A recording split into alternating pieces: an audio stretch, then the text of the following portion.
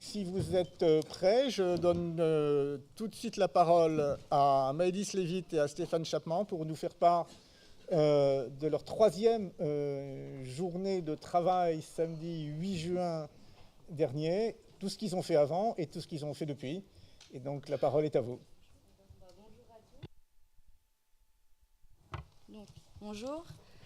La particularité de cette troisième journée était la suivante. Pour donner une conclusion à l'ensemble des débats du comité citoyen, il nous a été demandé de réfléchir et discuter sur le rôle du citoyen dans la transition énergétique, en considérant que celle-ci est un pacte passé entre la société et celui-ci. En gardant ce fil rouge à l'esprit, nous avons abordé 5 grands sujets. Nous avons d'abord travaillé sur les résultats de la journée citoyenne et les avons comparés avec nos propres réflexions issues des 2 premières journées du comité. Puis nous avons travaillé sur chacune des 4 thématiques suivantes: la maîtrise de la consommation d'énergie, les apports de la transition énergétique à la crise économique, les solutions à la crise environnementale portée par la transition énergétique, le pilotage de la transition énergétique. En conclusion, nous avons fait un bilan personnel et collectif de notre expérience citoyenne au sein du comité. Sur chacune de ces 4 thématiques, nous avons travaillé en 3 temps.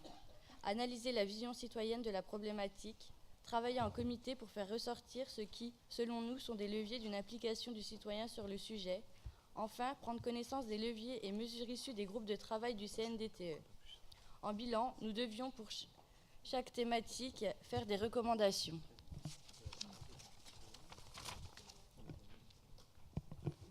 La journée a débuté sur un examen des réactions du CNDTE de la 2e journée du comité. Cette discussion devait répondre à la commande du Conseil. Comment le comité envisage-t-il le rôle du citoyen dans la transition énergétique en tant que consommateur, contribuable, électeur et acteur économique? Spontanément, le rôle qui nous apparaît le plus naturel est celui de consommateur, car nous pensons qu'il est le plus simple à prendre en main et celui pour lequel nous nous sentons le plus concernés. Je cite, « C'est un rôle d'économiseur, car c'est nous qui allons peut-être faire diminuer la note. On éteint les boutons, le robinet, c'est le plus facile car c'est le quotidien. » Ce rôle est possiblement extensible à celui de l'investisseur, mais il est plus difficile à envisager pour des raisons financières et d'organisation. L'un d'entre nous a dit « On est consommateur si le retour d'investissement est pour soi, et investisseur si le retour est partagé avec d'autres personnes. Mais ce sont des coûts importants. » A contrario, notre rôle en tant que contribuable, électeur ou salarié ne nous apparaît pas évident. Par exemple, contribuable, on n'est pas prêt à payer plus d'impôts. En tant que salarié, je ne vois pas trop comment on pourrait jouer un rôle. Le moins évident, c'est en tant qu'électeur, par nos actes on peut agir, mais convaincre collectivement, c'est peut-être le plus difficile. Nous avons réagi aux résultats de la journée du 25 mai en les comparant avec nos réflexions. Plusieurs points nous ont frappés.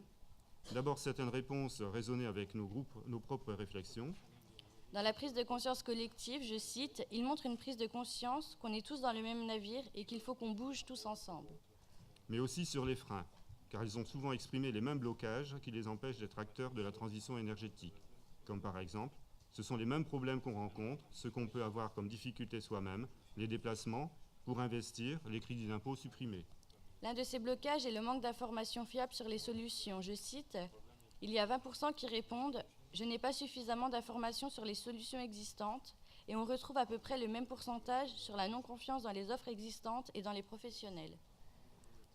La journée du 25 mai révèle aussi des contradictions et des différences avec le comité. Beaucoup de citoyens expriment une volonté de changement, mais ils montrent aussi une certaine prudence. Je cite, « 65% sur l'aspect positif, je trouve ça pas mal. On sent qu'il y a une volonté d'aller vers une autre société. A contrario, les 48% sur le fait de la transition énergétique est une urgence. La moitié, ça me semble insuffisant. » Certains chiffres montrent un décalage avec les réflexions du comité. Par exemple, nous avons souligné que de nombreux répondants semblent beaucoup attendre d'éléments extérieurs comme la technologie ou le financement. Par exemple, dans ces réponses, je vois qu'on ne touche pas au comportement qu'on pourrait avoir dès maintenant. On attend la technologie au lieu de déjà commencer à agir. Ou encore sur les domaines sur lesquels nous pouvons avoir un rôle, il a été dit, sur les déplacements, 48% pensent pouvoir agir sur les déplacements. Je ne me retrouve pas là-dedans. Je n'ai pas l'impression de pouvoir agir dans mes déplacements parce que c'est trop ingérable, pas flexible sur les horaires et ça engendre trop de contraintes. Enfin, sur le fait que les citoyens interrogés considèrent que la transition énergétique n'est pas encore engagée. Par exemple, 49% sur la recherche, on voit bien que les gens ne savent pas où on en est. Si on a besoin du lancement d'un programme de recherche, ça veut dire qu'ils en sont au début, ils ne sont pas encore dedans. En comparant ces résultats avec nos débats, nous avons eu l'impression que la différence entre le comité et ses citoyens interrogés, c'est son effet de sensibilisation et d'apprentissage de la question dont nous avons bénéficié. Citation. « Je me dis que quand je suis arrivé, je ne connaissais rien, et maintenant, je me suis approprié le sujet, et je me sens investi. Et même si je ne parviens qu'à sensibiliser une centaine de personnes, ce sera déjà ça. » Même si pour certains d'entre nous, nous subissons des contraintes qui demeurent importantes. Je cite, « J'ai changé, mais c'est le pouvoir qui décide pour moi, ce n'est pas moi qui déciderai. J'ai plus pris conscience, mais je ne suis pas prêt encore à limiter ma consommation. J'ai une sensibilité écologique, mais j'ai l'impression que c'est l'économie qui l'emporte. J'ai un sentiment d'impuissance. » Sur la question de la maîtrise de la consommation, nous pourrions adopter des solutions qui nous paraissent les plus simples à mettre en œuvre. Mais soit le marché n'est pas adapté. Par exemple, dans l'électroménager, il y a trop de machines, elles sont trop compliquées. Il faut une diversité de l'offre, mais avec un label pour des machines simplifiées et à basse consommation. Soit nous manquons d'informations, l'un d'entre nous a dit, au niveau du BTP, il faut informer les gens qu'il y a des solutions plus abordables que des pompes à chaleur. Changer la fenêtre, remettre une laine de verre, ça ne coûte pas fortune et ça fait gagner. Soit c'est trop compliqué à vivre. Je cite, « Pendant un an, on s'est partagé la voiture avec les gamins et tout, on prenait le bus, c'était une très forte contrainte. Le matin, pour prendre son bus, on perd 2 fois plus de temps et on est vraiment coincé le week-end. Donc on a investi dans une voiture. » Soit nous ne sommes pas incités financièrement, je cite, « Il faut proposer quelque chose en énergie propre, mais au même prix de l'énergie. On changerait notre chaudière à gaz pour une pompe à chaleur avec exactement les mêmes coûts. » Soit, enfin, nous estimons que l'effort est centré sur le citoyen, mais qu'il n'y a pas d'obligation d'exemplarité de la part des pouvoirs publics et des entreprises.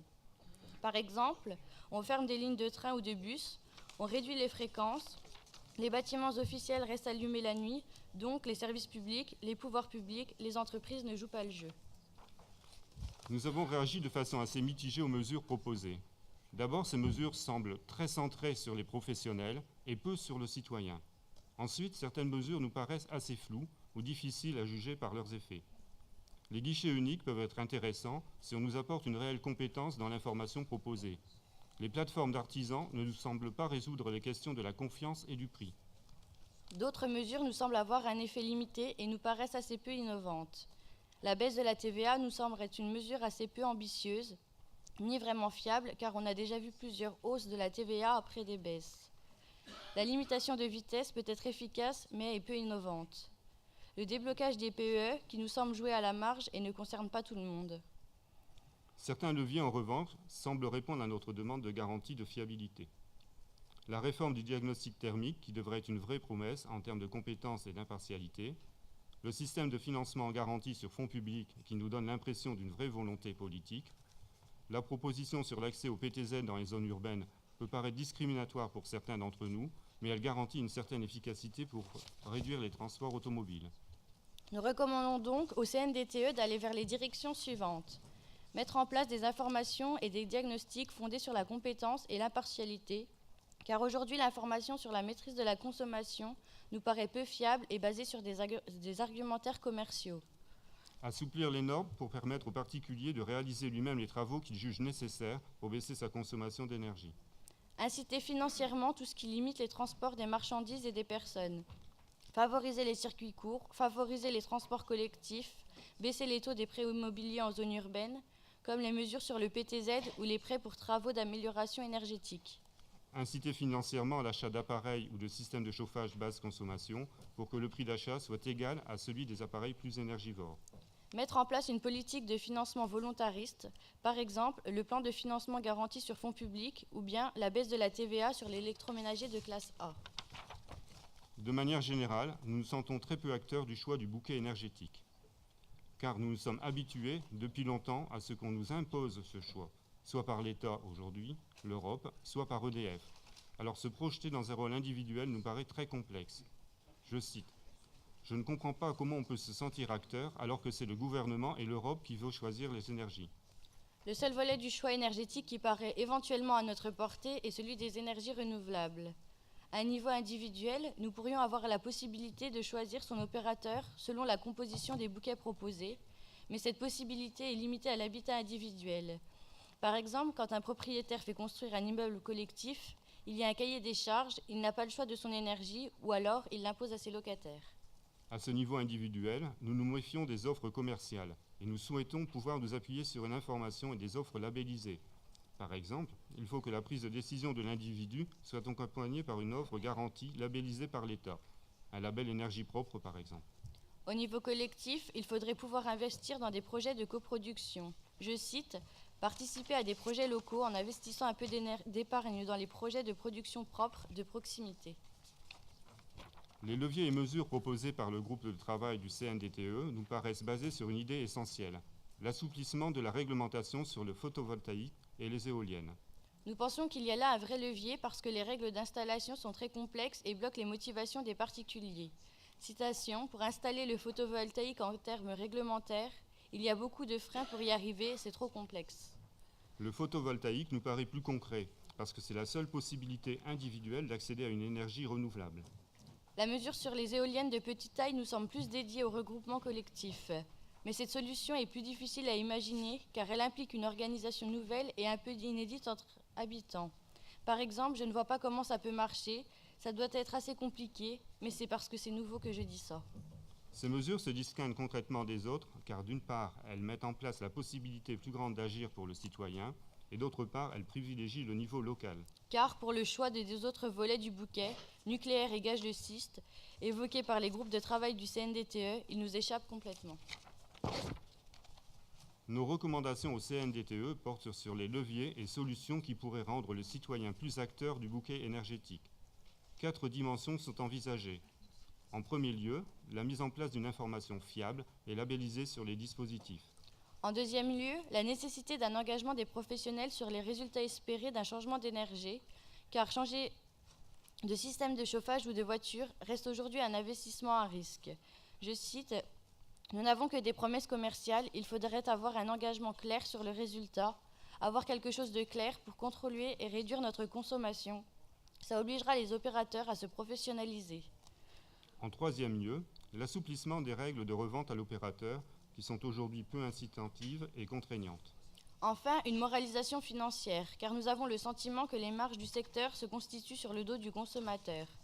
Je cite, « Aujourd'hui, l'installation coûte 20 à 25 000 euros, alors que le prix réel est plutôt de 12 à 15 000 euros. » Globalement, nous pensons que la transition énergétique est un facteur économique important, parce que la dépendance énergétique en hydrocarbures impacte sur le budget du pays. Je cite, « Logiquement, il devrait y avoir une économie d'énergie, donc on sera moins soumis à des fournitures extérieures et nos recettes peuvent s'équilibrer par rapport à nos dépenses.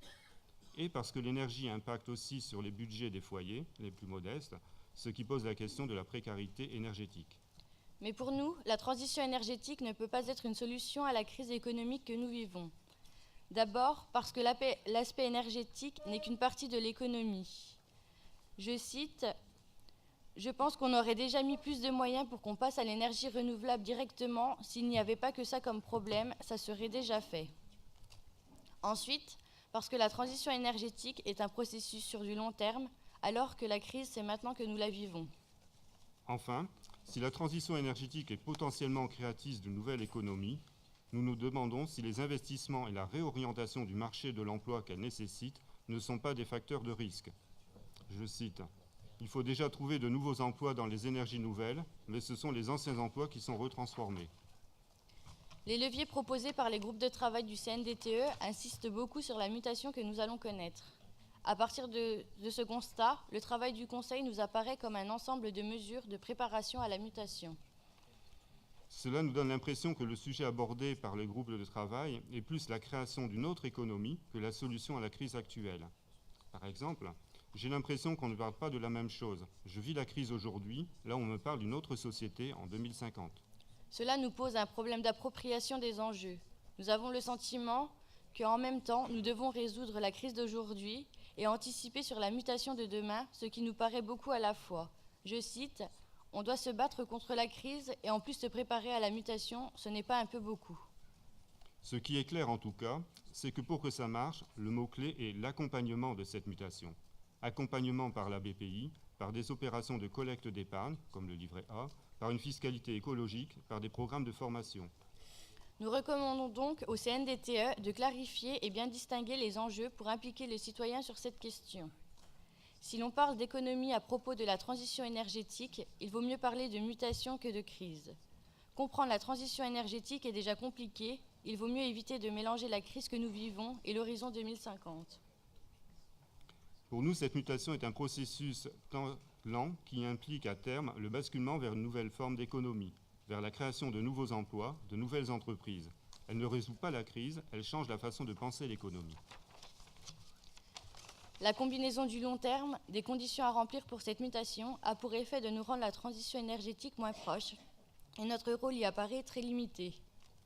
Il faut donc parler de sujets que nous pouvons nous approprier facilement, les nouveaux emplois, les programmes de formation, la nouvelle fiscalité, l'indépendance énergétique. Concernant la question du pilotage, nous envisageons 3 grands niveaux.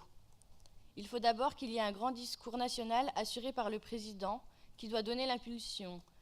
Je cite, ça mérite une allocution du président, une impulsion au plus haut niveau de l'État. Le second niveau serait une feuille de route nationale, réalisée et contrôlée par une instance nationale spécifique, comme une agence nationale de la transition énergétique. Mais la mise en œuvre serait assurée essentiellement au niveau local, où se déroulerait un ensemble de mesures. La transition énergétique doit être un ensemble de pactes et non pas seulement un. Pour cela, il faut prendre en compte les spécificités locales et penser en bassin d'énergie. Je cite, « Ça nous permettrait de réfléchir en termes de gisements, comme il y a d'autres bassins d'emploi, il y a des bassins énergétiques. » Organiser les citoyens au travers des comités locaux, qui seraient les interlocuteurs directs des territoires, ou en organisant des votations sur les enjeux énergétiques territoriaux. Mettre en valeur l'exemple, exiger l'exemplarité des territoires, montrer ce qui fonctionne et collecter les bonnes pratiques pour les faire remonter vers un observatoire. Par exemple, un observatoire qui ferait le recensement des actions et permettrait de faire un comparatif entre les meilleures pratiques. Les leviers proposés par les groupes de travail du CNDTE nous apparaissent très institutionnels et très axés sur des expertises juridiques et scientifiques. Nous pensons que tout ce qui peut donner de la visibilité, de la transparence et une vision globale au débat sur la transition énergétique va dans le bon sens, comme par exemple le Conseil supérieur de la transition ou un calendrier cité dans les mesures des groupes de travail.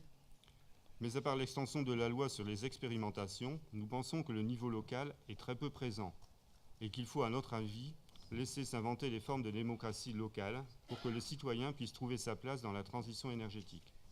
Nous recommandons donc au Conseil national d'insérer plus le citoyen dans le pilotage de la transition énergétique et que cette insertion sera plus efficace au niveau local. Car si nous sommes conscients que les enjeux nous dépassent et qu'il est nécessaire de créer une impulsion et un cadre national ou européen, il nous apparaît que c'est dans les territoires que se mettra le plus naturellement en œuvre la transition énergétique et que le citoyen pourra y apporter à minima un rôle d'observateur et de révélateur de bonnes pratiques et au mieux un rôle de lanceur d'initiative. Pour conclure, nous tirons de cette expérience une satisfaction globale sur les points suivants. Un apprentissage et une prise de conscience. Le comité nous a permis d'aborder un sujet que nous connaissions peu et de comprendre les enjeux de la transition énergétique.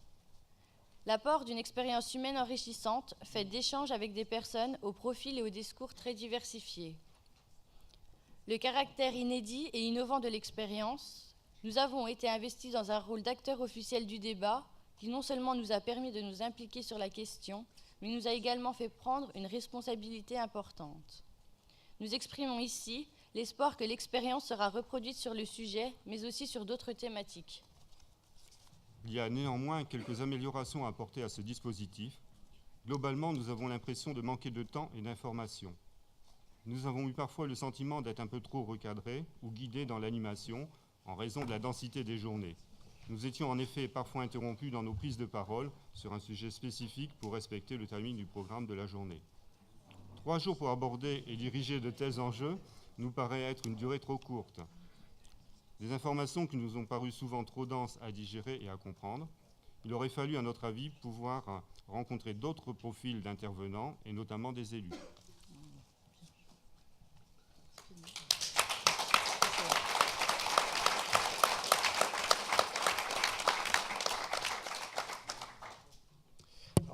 pour ce retour très complet de l'un et de l'autre.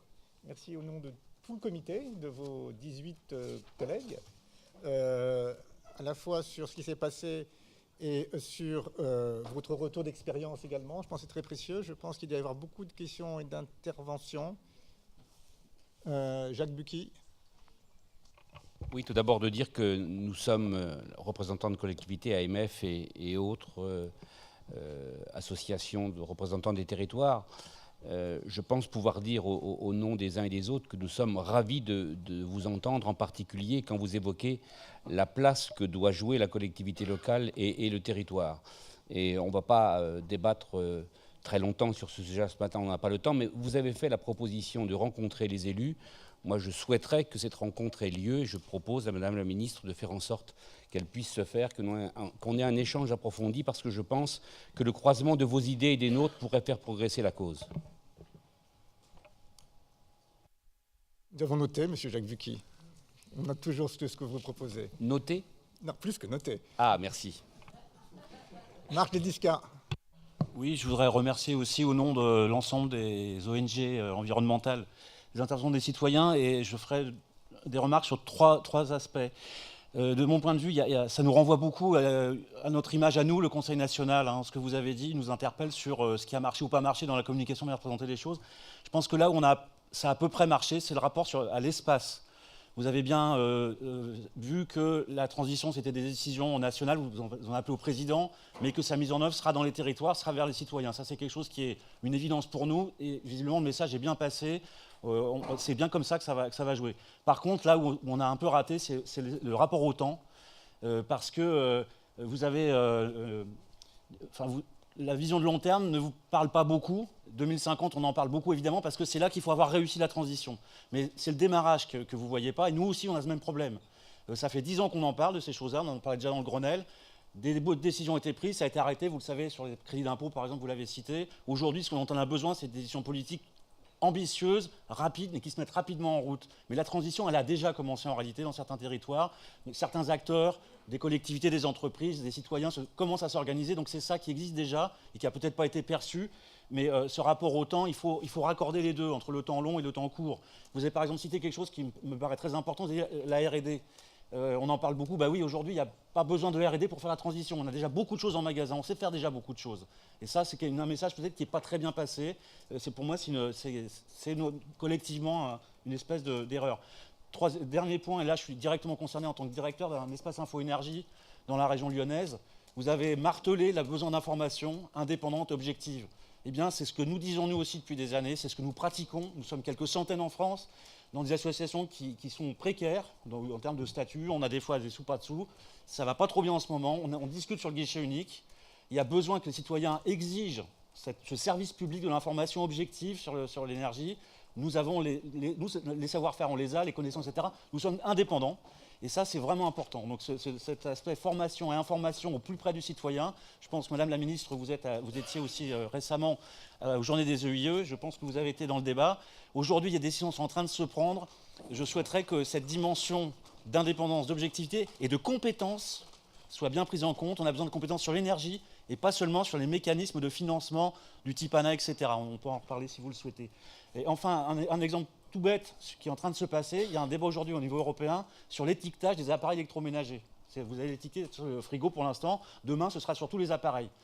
Il y a une position qui est en train de se prendre qui est extrêmement dangereuse, c'est que les convecteurs électriques ne soient pas soumis à cette étiquette. Il y a un lobby des fabricants de convecteurs électriques. On ne connaît pas l'attitude de la France, il serait vraiment souhaitable que, compte tenu de votre demande d'information, la France soit très claire là-dessus. Les convecteurs électriques ont besoin d'être étiquetés comme les autres appareils. On ne doit pas faire de différence entre les appareils. Jacques Bucchi souhaite redire un mot. Très rapidement, parce que je veux faire le lien entre ce qui vient d'être dit et ce que vous avez dit, et que je n'ai pas noté, mais qui est important pour les collectivités. Vous avez besoin, citoyens, d'informations. Nous, collectivités, on a besoin de compétences, d'intelligence dans le domaine technique juridique, et j'insiste beaucoup pour qu'on n'oublie pas cette notion. J'ai lu dans le dernier texte de M. Val que vous pensiez à la compétence pour les collectivités, tout en haut de la page 3, je voudrais préciser que cette notion de compétence, ce n'est pas la compétence générale, c'est la compétence technique, juridique et financière qui nous permet de bien penser les territoires et dont aujourd'hui on ne dispose absolument pas. Sans cette clé de voûte-là, je vous le dis, pour les collectivités, le reste ne pourra pas se faire. Merci, Monsieur Bucchi. Monsieur Paquin.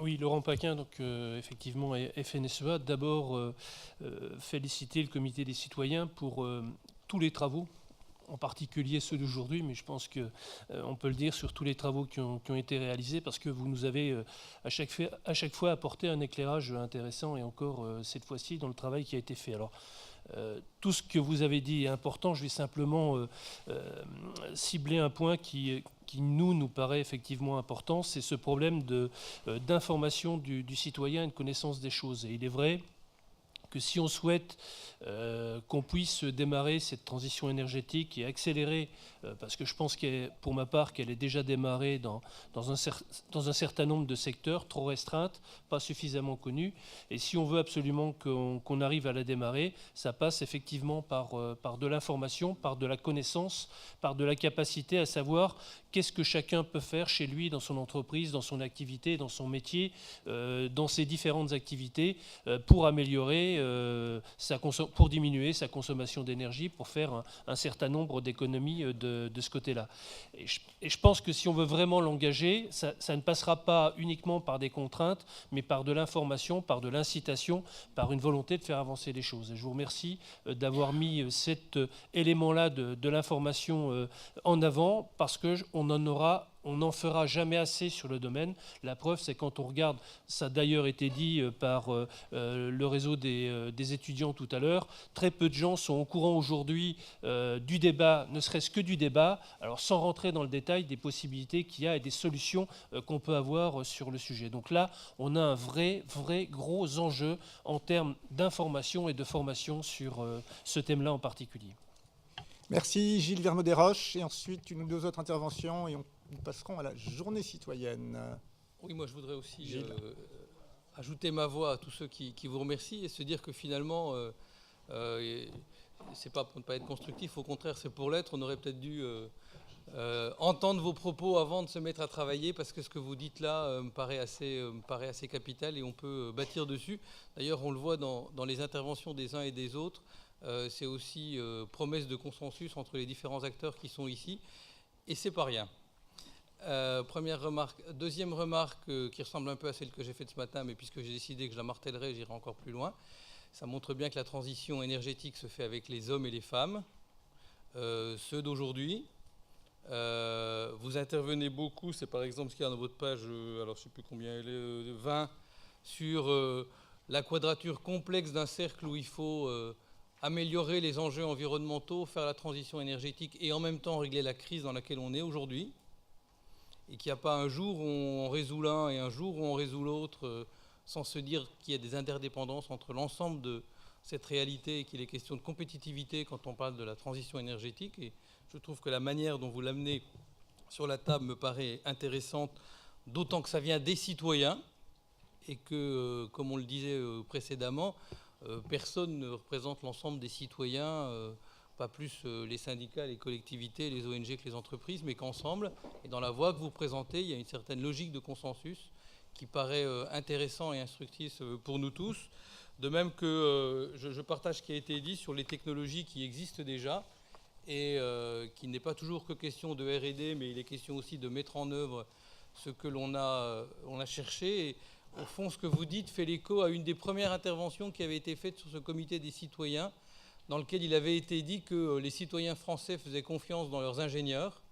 Il me semble qu'il y a là, de manière différente, quelque chose que vous rajoutez pour dire que l'indépendance qu'on attend tous pour aider les citoyens à choisir est une indépendance évidemment en interdépendance et en coopération entre des acteurs ingénieurs qui mettent sur le marché des solutions qui, de fait, ont besoin de contrôle et de régulation, mais qui sont néanmoins une contribution intéressante, complémentaire de ce que peuvent apporter des représentants de collectivités, des représentants d'ONG, qu'elles soient dans le champ social ou environnemental, pour permettre à chacun des citoyens d'avoir une vue plus précise. Merci pour votre travail. Merci beaucoup à Gilles. D'ailleurs, les questions de Gilles, comme celles des autres personnes, permettent d'ailleurs de répondre aux suggestions qu'on voulait vous faire sur cette partie de débat, qui est qu'est-ce qui vous surprend dans l'exposé, quels apports du comité citoyen, et si c'était à refaire, point fort et point amélioré. Donc merci à Gilles et merci à les autres. Dominique Olivier. Oui, dans l'étonnement, alors déjà c'est l'appropriation du sujet dans les temps impartis, comme vous l'avez dit, c'est tout à fait remarquable, parce que vos comptes rendus pointent un certain nombre de questions qui ont été triturées dans des groupes de travail avec d'autres experts. Donc ça c'est très positif et ça montre une capacité et c'est pas péjoratif, hein, de kidam, de prendre un sujet sans le connaître au départ. Alors dans ce qui m'a étonné, oui, c'est le fait que vous dites que la principale casquette que vous voyez, c'est celle du consommateur, et que vous ne voyez vraiment pas comment, en tant que salarié, vous pouvez contribuer à cette transition énergétique. Alors évidemment, en tant qu'organisation syndicale de salariés, ça nous interpelle.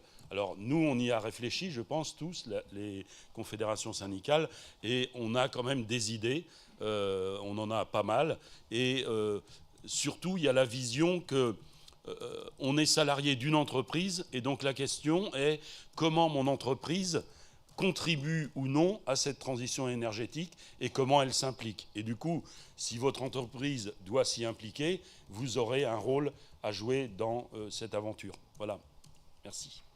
Merci, je ne vois pas d'autres mains.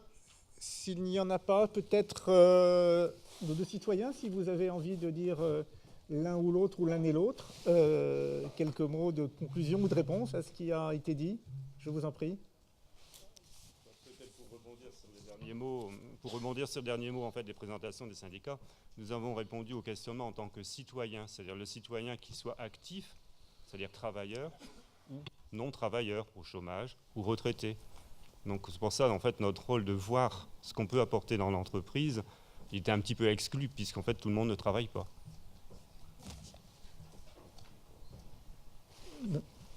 Madame ? Non ? Bah, écoutez, au nom de tous, je suppose, Madame la Ministre aussi, je voudrais vous remercier infiniment. Nous avons noté d'ailleurs que ce n'était peut-être que partie remise, notamment avec les élus, et que cette expérience pourrait être reproduite. Je sais que d'ores et déjà, certains nous ont dit que ceci pourrait être refait à l'occasion de sujets territoriaux, mettre en place aussi ce type de comité citoyen. Donc merci à vous, merci à toute l'équipe, et je pense qu'on peut vous réapplaudir collectivement.